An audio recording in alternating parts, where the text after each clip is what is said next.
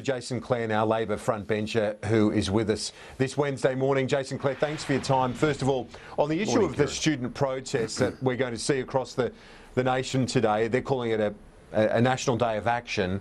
The government, the Minister, Christopher Pyne, and Jamie Briggs, the Minister this morning I spoke to, saying that this is being driven in large part by the socialist alternative. Again, I put this question to you that I put to Richard Marles. Does that diminish, does that reduce the credibility of the protests that we're going to see today?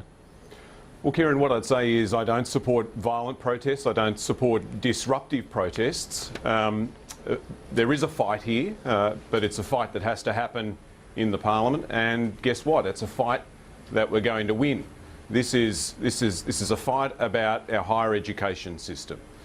What Christopher Pyne and Tony Abbott want to do is create a two-tier system. And I think this is bad policy. What it will mean is that people will decide what university they go to based on how much it costs, rather than what they get in their high school certificate, and it'll discourage people from going to university altogether. That's a bad thing. We need more people to go to university and to TAFE, not less, and if we increase the cost of going to university, then that'll be counterproductive for Australia in the long term. But the government, there's 2 points, I guess, to make to that. The government is going to increase the number of scholarships for those who are less well off, so there's that point. But the second point is that students aren't going to have to pay $1 up front. This is when they're back in the workforce, once they've completed their studies and earning more than $50,000 per annum. Well, I think... So how does that stop access? Well, universities will put their fees up, and some universities will put up their fees more than others. University degrees are already expensive. Anybody will tell you that. This will make them more expensive. And so the risk is that the university you go to, the course that you do, will be determined by yourself based on how much you want to pay rather than the results that you get in high school. That's a bad thing. In places like Sydney, particularly Western Sydney, where the cost of living's high, the amount of money you've got to save to get a deposit to pay a mortgage is high. If you're going to increase the cost of doing a university degree to $100,000 or more, then a lot of smart young people are going to decide, look, I'm not going to go to university at all, I'm going to go down a different path. Now, if we lose those young people, then that's going to be counterproductive for the Australian economy in the future. We need more people to go to uni, more people to go to TAFE. Making it more expensive in the long term is just a bad idea. Has Labor said it's going to block these changes, though, that you will definitely vote against them? We've said it before, I'm happy to say it again.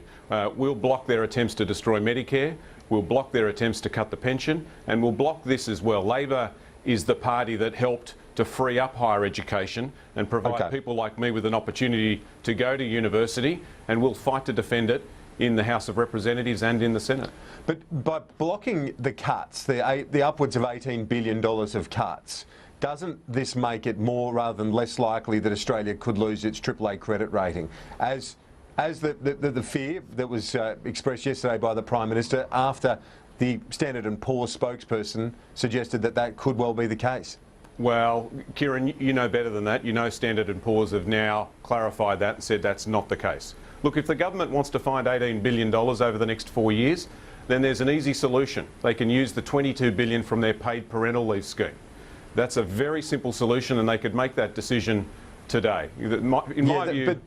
But you know they've made clarification, but Standard & Poor's is very clear on its position, as are the other ratings agencies. They want an indication, a commitment from the government that and policymakers generally that they get the challenge here. Labor doesn't seem to accept that there is this challenge to make the structural changes in the budget, which essentially Labor put there through those promises at the end of your term in government. Now, Kieran, I don't think that's a fair statement. We understand that there are challenges over the medium term. The population's getting older, our health system is costing more, there are structural changes we need to make to the budget. The question is, what are the changes that you need to make?